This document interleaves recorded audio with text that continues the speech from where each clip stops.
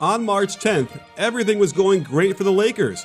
They were over 5 games up on the second-place Clippers, their second-ranked net rating was over 7, and they seemed to have the right pieces around their big two of LeBron James and Anthony Davis.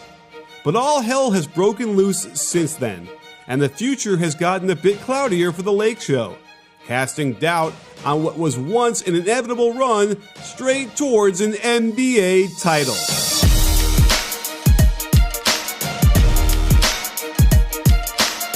Now that the details of the season restart have been released, the Lakers have to deal with a bit of a roster shakeup. Avery Bradley will not play for them, removing an important starter from their rotation. That said, his offensive output was pretty modest, but chemistry is a very delicate thing, and he fit his role quite well.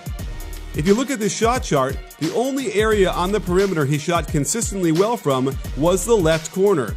And most of these shots were in transition as LeBron would lead the break, then make the easiest of passes to AB, who would just sprint to the corner and find a wide open shot to knock down. While these shots are valuable, they're not particularly special, since the Lakers have a few other players that can do this just as well, if not better. In fact, I imagine they plug Kentavious Caldwell-Pope into this role, and they might even see an uptick in shooting. Overall, he's 3 points better in three-point field goal percentage, but it is remarkable how similar their shot charts are and the results. He'll get plenty of open shots off of both LeBron's and AD's gravity, as defenses naturally focus on the big stars and will often lose their men on the weak side.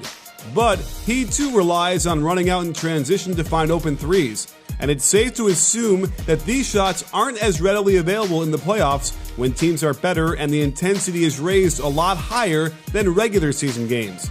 One key to knocking down these types of corner threes is to sprint as fast as you can, and the best way to improve your speed is to make sure you're groomed properly in the nether region. And that's where Manscaped comes in with their all-new Lawnmower 3.0. It's scientifically proven that you move faster and shoot better with improved airflow between your legs. It's something about aerodynamics, but don't concern yourself with that. Just click on the link below to order Manscaped now.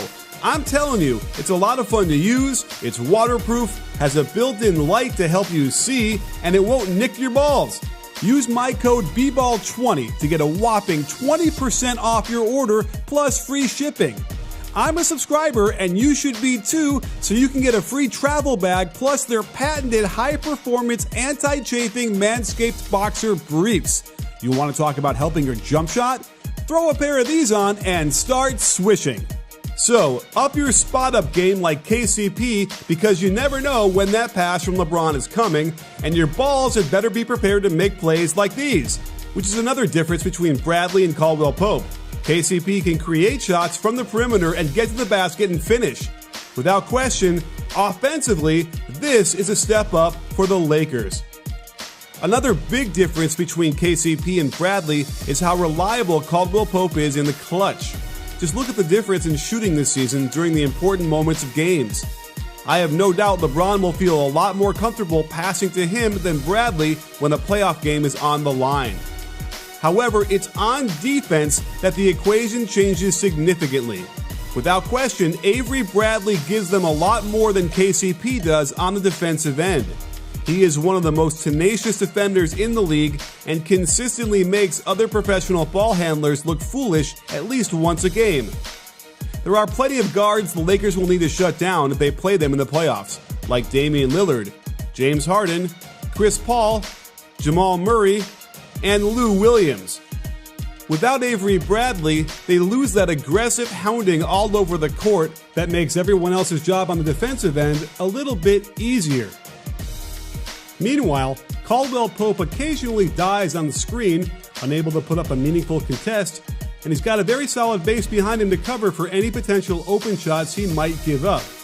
But he is also active and does display good energy getting around the court. However, they have to be careful that some of the shots that are going up with him as the primary defender will start going in more frequently as they play better and better teams deeper into the playoffs. But it's not like Caldwell-Pope is a complete turnstile. He can be physical with players coming off of screens and make an occasional heads-up play, and there are plenty of examples of really great hustle and desire. But the question is, does KCP's value on offense offset what they lose with Bradley on defense? I'd say yeah, particularly when you still have an engaged playoff LeBron, Anthony Davis, and JaVale McGee or Dwight Howard behind him. Here, watch how he closes out to take away the shot, and LeBron and company all rotate perfectly to back him up and force the miss. The Lakers are going to sign J.R. Smith to take Bradley's spot on the roster, and this brings a whole suitcase full of baggage. Of course, we all remember how JR could be an elite long-range bomber and shot creator alongside LeBron in Cleveland. But that said, his games are littered with boneheaded plays that indicate he's not always focused on the task at hand, culminating in a series-altering mistake in Game 1 of the 2018 Finals. So you'd better be careful if you rely on Smith too much if you intend to win a title. While no one wants to admit it, LeBron is almost at the end of his run, and it's perfectly natural and acceptable to see some slippage. So I imagine no one pushed harder for the season to return than James. After all, his opportunities for another title are limited by time, and allowing another season to go by without a finals would have been devastating. Some evidence of his slippage is in field goal percentage, where it's dipped below 50% for the first time since his return to Cleveland in 2014. He's taking the most threes of his career, but has only been able to connect on a below-average percentage. But this isn't a surprise. He's shot over 35% from back there during only 7 seasons, and the vast majority of his career has been spent struggling from behind the arc. But it's his finishing at the rim that has seen a steep decline. While it's still considered very good, it's simply not in the rarefied stratosphere that we're used to seeing from him before he got to Los Angeles. These kinds of misses used to be vicious dunks that demoralized the other team, an inevitable and violent end to a possession like a snap of the fingers from Thanos. But more and more often, we're seeing him shy away from contact, end up in awkward positions, and have the ball roll off the rim, causing many a raised eyebrow. That said, the idea that LeBron could get a 4-month rest in the middle of a season and come back basically when the playoffs start is a godsend, eliminating any potential for him to be worn out and less than his usual stellar self. He's also got arguably the best teammate he's ever played with in Anthony Davis alongside him. It's no coincidence he's leading the league in assists this year with a guy like AD finishing his passes. Plus, we might even get playoff Rondo, someone who could be a difference maker in a serious way deep into the postseason when they'll need veterans to step up and make plays. Hovering over the proceedings is a specter that anyone, could get sick from COVID-19. And who knows what that would do to the team, much less the whole league. We also know a few Lakers had contracted COVID, and it's unclear whether there will be any long-term effects after recovery, particularly when it comes to cardiovascular shape.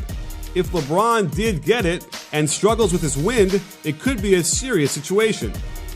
The biggest obstacle to the Lakers is the Clippers, and this break has benefited them in some important ways, like Paul George getting plenty of time to heal his ailing shoulders, and Kawhi Leonard's damaged quad tendon avoiding the wear and tear of a full 82-game season. Expect them to play as well as they've ever had in the playoffs. As long as Lou Williams comes back, they're the deepest team in the league and fully prepared to give the Lakers all they can handle. And it leads me to believe that the Clippers will beat them in the conference finals. But I've also learned over the years that you can never, ever bet against a team that suits up LeBron James.